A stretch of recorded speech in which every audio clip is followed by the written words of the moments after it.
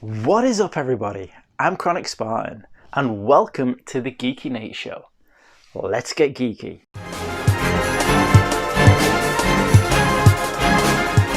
On to the Friday. The Friday was a moment of me just getting completely bloody confused with my schedule. So I had organised some interviews. Turns out my interviews were supposed to be on the Saturday. I thought they were on the Friday for some bloody reason. Because when I checked my diaries, everything was flashing up for today. It wasn't today. I had scrolled my diary forwards and my phone, the new phone, hadn't quite updated and reset to the new day because reasons I don't understand. But thank you, tech. So basically what happened, we arrived in the morning. We took it easy because we were going to go straight away to interviewing the devs behind a Highland song. So we just went over and just watched a little bit, grabbed some pictures, and then talked to the guys. And they were like, "Oh, we don't seem to have you on our diary." Nobody checked the next day. I didn't. They didn't. So I went and interviewed them anyway. So you can check that interview out. That should be up.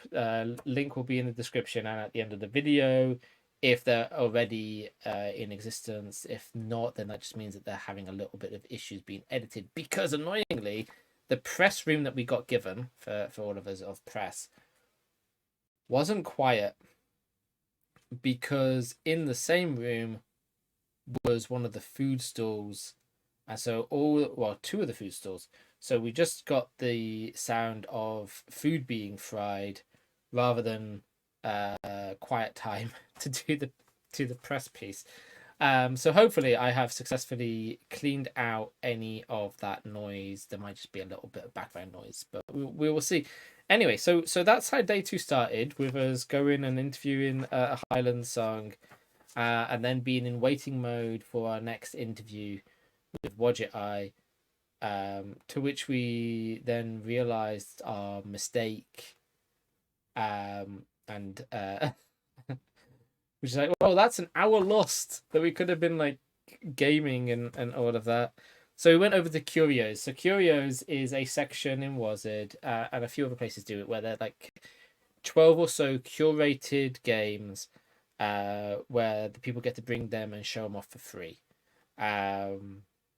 That being an important factor is the showing them off for free. So the games that we got to check out: Secret Shuffle, which is a party game on the mobile.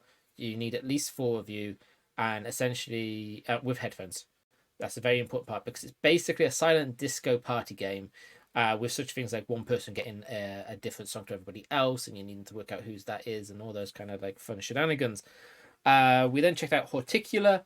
Horticular is great. It's a little cozy game where you are managing a garden. As a green thumb lover, we've been working on our own front garden recently, making that look nice and pretty. I need to go and finish off the de-weeding. But other than that, anyway, sidetracks. It's fun. I'm looking forward to it. Atomatoys is one that's out on the phone right now. It's a puzzle game in the air of like Screwball Scramble and those little like kid puzzle games where you press the buttons to move balls, bouncing them up, and all that kind of shenanigans. Townseek was one from Super Rare Games, another cozy game. In this case, it's all around the fetch quests concept. So you're playing as a blimp going between different towns, doing little doing little missions, fetching goods, taking them back, trading them, blah blah blah blah. Definitely really enjoyed that. So that's one that we're going to be getting. We then checked out Alistair's Magic Box. Oh my god, this concept. So basically, Alistair has created his own little emulator with what I can best describe as a shenanigans engine. What do we mean by that? Well, the part that we got to test out was for Sonic. So it had Sonic 1, 2, 3, and Sonic and Knuckles all patched in. And as you're playing, you start off in Sonic 1, you grab a ring, and you're ported straight away into Sonic 2. Grab a ring, port it into Sonic 3, grab a ring, put it into Sonic and Knuckles, grab a ring, back to Sonic 1.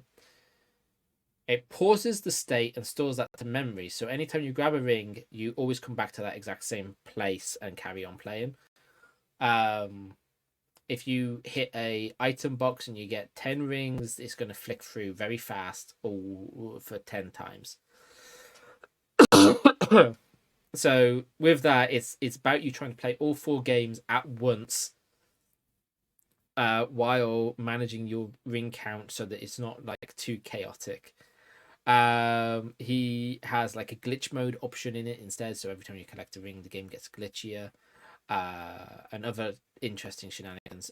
Also got to play his 4-player mode of Sonic, which is each of you get a single button, just an input button, one little thing to slap, and every 10 seconds it changes what that input does, and the inputs are left, right, jump, and crouch. And so you don't know what you're going to get, and that was a lot of fun. But it also works with other ROMs. So although Sonic was one of them, you could do it for Streets of Rage, and every time you beat a bad guy, it'll jump to a different Street of Rage game. So that was so much fun. After that, we checked out the Farnus Hercules. I think that's how you pronounce it. It's basically Minecraft meets Picross, where you're crafting ancient style stone statues, but you're needing to follow the information to work out which parts are where you want to break away rock and where you don't want to break away rock. Rotoforce is that was again fun. You're bouncing around the level, shooting things in the center of the level. Sounds Like Rain, again, another one of these space survival games, again in the air of Returnal, but now it's cel-shaded, and a different kind of planet. Less of a horror vibe, I kind of felt with that one. Zoe was another one that we checked out, and that was, you're basically on a film strip, and you're trying to take out lots of creatures coming in as the person trying to make their film is finding you as a problem and sending stuff out to try and stop you. Tendy was a action puzzler game that was quite a bit of fun. We checked out England on Fire, which was a point and click game, completely inspired on a little book called England on Fire, and it's like a mix of pictures and poetry. We checked out one called Dumpling Love. My handwriting is terrible. We'll get the correct name there. So yeah, it's just basically a browser game where you're pointing and clicking through the browser. That was kind of fun. We then went back to where like Stick to the Man and Abeloth and Highland Song was, to check out Mackie's Adventure, which is a cartoon style Metroidvania. A lot of fun. Definitely enjoyed it. You play as a demon shark and you're just basically trying to escape your prison and then go and defeat the new big evil demon that is trying to take over the world. And we ended our day back at the Volva Digital playing Stick It to the Stickman. Another good game. It's basically much like Quit Today, where you're trying to go through defeating the CEOs. But in Stick It to the Stickman, you're purposely going to companies to take them out. And it's all Stickman Fighter. And as you're battling through, you can add new abilities to your Stickman, upgrade them, yada yada. So it's about trying to customize your Stickman's combat capabilities to make sure that you can get all the way through and win. And that was day 2. Yeah, that was day 2.